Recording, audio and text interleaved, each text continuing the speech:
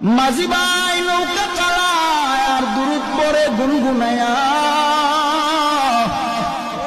ওই নদীর মাঝে একটা মাছ মনোযোগ সহকারে ওই মাঝি ভাইয়ের দুরুদের আওয়াজ শুনতেছে।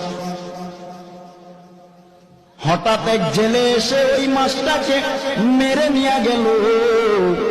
নিয়ে যাওয়ার পর বাজারে নিল, বাজারে নেওয়ার পরে বিক্রি করে। মাছটা মনোযোগ সহকারে নবীর দুরূদ শুনতেছে, আর ওই দিক দিয়া জেলে ভাই মাছটাকে ধরে নিয়ে গেলেন বাজারে বিক্রি করে। হঠাৎ করে আবু বকর বাজারের দিকে গেলেন, বাজারে যাইয়া মাছটা ক্রয় করলেন।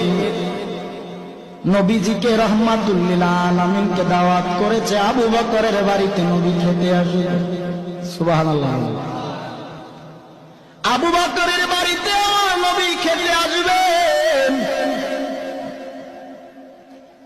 মাছটা কিনে বাড়ি নিয়ে বিবির কাছে বললেন, বিবি তুমি মাছটা সুন্দর করে রান্না করে তৈরি করে নাও, রাহমাতুল লিল আলামিন আজকে আমার বাড়িতে খেতে আসবে। বিবি মাছটাকে কেটে রান্না করার জন্য কড়াইয়ের মধ্যে যখন রাখলেন, পাতিলার মধ্যে যখন রাখলেন, চুলায় আগুন জ্বাল